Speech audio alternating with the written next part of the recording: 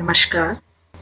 आज हम कक्षा 12वीं की पुस्तक आरोह में पद्य भाग में संकलित रघुवीर सहाय द्वारा रचित कैमरे में बंद अपाहिज कविता की व्याख्या करेंगे।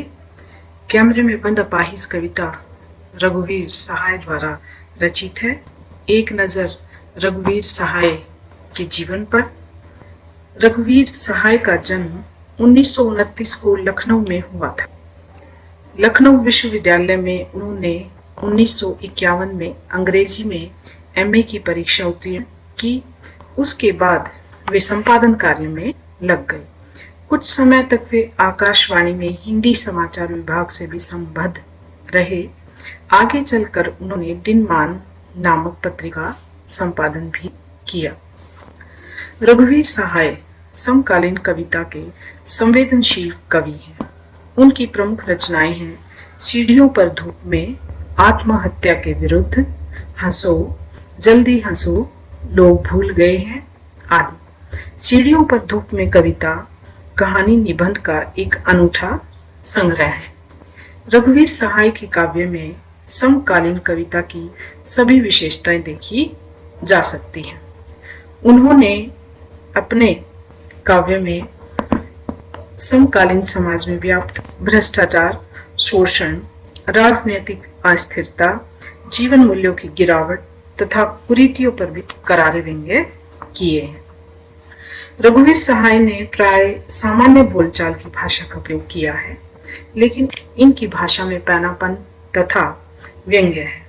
इसे हम शुद्ध साहित्यिक खड़ी बोली भी कह सकते हैं, जिसमें उन्होंने संस्कृत के तत्सम, तद्भव तथा विदेशी भाषाओं के शब्दों का भी प्रयोग किया है। रघुवीर सहाय की मृत्यु सन 1990 में दिल्ली में हुई। आइए अब पढ़ते हैं इनकी कविता कैमरे में बंद अपाहिज। प्रस्तुत कविता रघुवीर सहाय द्वारा रचित लोग भूल गए हैं से ली गई है। और इस कविता में रघुवीर सहाय ने मीडिया पर व्यंग्य किया है कि हमारी मीडिया जो है वो अपने मुख्य लक्ष्य से हट गई है तथा उसने अब व्यावसायिकता अपना ली है। देश को आजादी मिलने से पूर्व मीडिया का प्रमुख लक्ष्य देश को आजाद कराना था। आजादी के पश्चात देश की प्रगति और उन्नति करना था, लेकिन आजादी के कुछ दशकों के बाद मीडिया ने अपना व्यावसायिकता का रूप धारण कर लिया। यानी आगे चलकर मीडिया ने अपने स्वार्थ सिद्ध कार्यक्रमों पर ध्यान देना शुरू कर दिया। इस कविता में भी रघुवीर सहाय ने मीडिया के सभी माध्यमों पर एक करारा व्यंग्य किया है। उन्होंने दृश्य माध्यम दूरदर्शन को लेकर व्यंग्य करते हुए दूरदर्शन कर्मियों की संवेदनहीनता को दर्शाया है कि किस तरह से जो मीडिया कर्मी है, दूरदर्शन कर्मी है, वो कैसे एक अपाहिज की पीड़ा को बेचने का काम करते हैं। आइए पढ़ते हैं कैमरे में बंद अपाहिज कविता। हम दूरदर्शन पर बोलेंगे, हम समर्थ शक्तिवान, हम एक दुर्बल को लाएंगे एक बंद कमरे में। उससे पूछेंगे, तो आप क्या अपाहिज हैं? तो आप क्यों अपाहिज हैं? उनका अपाहिजपन, आपका अपाहिजपन तो देता होगा, देता है। कैमरा दिखाओ इसे बड़ा बड़ा। हाँ, तो बताइए आपका दुख क्या है? जल्दी बताइए, वह दुख बताइए, बता नहीं पाएगा। प्रस्तुत कविता में कवि ने दृश्य माध्यम के उन पत्रकारों वृत्तियों को उजागर किया है जो दूरदर्शन पर किसी पीड़ित व्यक्ति को लाते हैं और उसे अपना एक महत्वपूर्ण कार्यक्रम बताकर पेश करते हैं। और क्या कहते हैं कि हम दूरदर्शन पर बोलेंगे, हम समर्थ शक्तिवान। समर्थ यानी शक्तिशाली, जिसके पास ताकत हो। यहाँ जो दूरदर्शन के संचालक हैं वो अपने आप को शक्तिशाली समझते हैं। वैसे भी कहा गया है कि जो मीडिया है वो किसी को अर्श से फर्श पर और फर्श से अर्श पर ला सकती है, यानी उसके पास एक अदम्य ताकत है और उसी ताकत के बल पर वह किसी भी कार्य को कर सकने की क्षमता रखते हैं। अब यहाँ जो दूरदर्शन कर्मी हैं वह कहते हैं कि हम दूरदर्शन पर बोलेंगे, हम समर्थ और शक्तिशाली हैं। हम एक दुर्बल को लाएंगे, अर्थात हम एक कमजोर व्यक्ति को स्टूडियो के एक बंद कमरे में लेकर आएंगे। अब बंद कमरे से अभिप्राय है कि स्टूडियो का बंद कमरा जो कि बाकी दुनिया से बिल्कुल अलग थलग होता है, बंद कमरे में किस तरह के क्या कार्यक्रम बनाए जा रहे हैं, वे सब एक तरह से दुनिया से दूर होते हैं।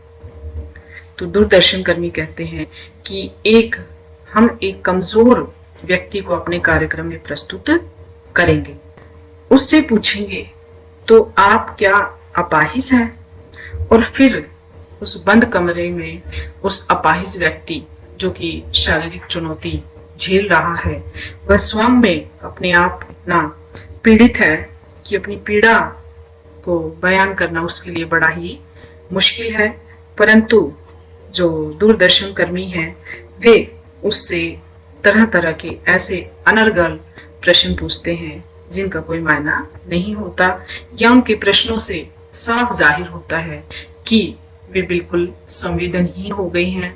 उन्हें इस बात का जरा भी ख्याल नहीं है कि इस प्रकार के प्रश्नों से पीड़ित व्यक्ति के मन पर क्या प्रभाव पड़ेगा।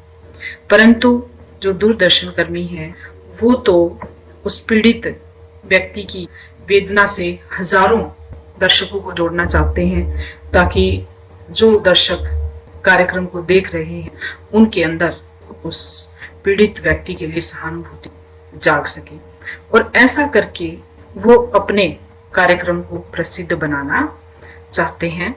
और स्टूडियो के बंद कमरे में उस पीड़ित व्यक्ति से पूछते हैं कि आप क्या अपाहिज हैं, आप अपाहिज क्यों हैं, या आपका अपाहिजपन आपको दुख देता होगा। इस तरह के प्रश्न जो पीड़ित व्यक्ति है उसके दुख को कम करने के बजाय उसके दुख को और अधिक बढ़ा देते हैं। कैमरा दिखाओ इसे बड़ा बड़ा, हाँ तो बताइए आपका दुख क्या है, जल्दी बताइए, वह दुख बताइए, बता नहीं पाएगा। अब यहाँ पर पीड़ित व्यक्ति यानी अपाहिज व्यक्ति से जो प्रश्न पूछे जा रहे हैं उनका कोई औचित्य नहीं है, और जो दूरदर्शन कर्मी हैं उनका सारा ध्यान अपाहिज की पीड़ा का प्रदर्शन करना मात्र है। उनके मन में उनके प्रति कोई संवेदना नहीं है, न दर्द और न ही उसके दुख को बांटने की कोई भावना। अब यहाँ पर कोष्ठक में जो पंक्ति रखी गई है, कैमरा दिखाओ इसे बड़ा बड़ा, हाँ तो बताइए आपका दुख क्या है, जल्दी बताइए, वह दुख बताइए, बता नहीं पाएगा। कोष्ठक में रखी गई पंक्ति एक तरह से जो कार्यक्रम प्रस्तुत किए जाते हैं उनकी पटकथा का एक हिस्सा है, और जो पत्रकार है अपाहिज को दर्शकों से रूबरू करा रहा है वह कैमरामैन को निर्देश देता है कि कैमरे को बड़ा करके दिखाओ, और जो अपाहिज व्यक्ति है जब वह जवाब नहीं दे पाता, उनके प्रश्नों के उत्तर नहीं देता, तो उसके दुख को और अधिक बड़ा करके दर्शकों के सामने दिखाने की कोशिश की जाती है। और वास्तव में जो पत्रकार है अपाहिज व्यक्ति से जो प्रश्न पूछना चाह रहा है, अपाहिज व्यक्ति एक तो बंद कमरे में है, दूसरा वह बहुत डरा हुआ है, घबरा रहा है, और पत्रकार के ऐसे अनर्गल प्रश्नों से वो उनके उत्तर देने में असमर्थ है। दूरदर्शन कर्मी लगातार उससे सवाल पूछे जा रहे हैं, और समय बीत रहा है, बार बार पूछ रहे हैं, हाँ तो बताइए आपका दुख क्या है, जल्दी बताइए। परंतु जो पीड़ित व्यक्ति है वो अपने को बयान कर नहीं पाता।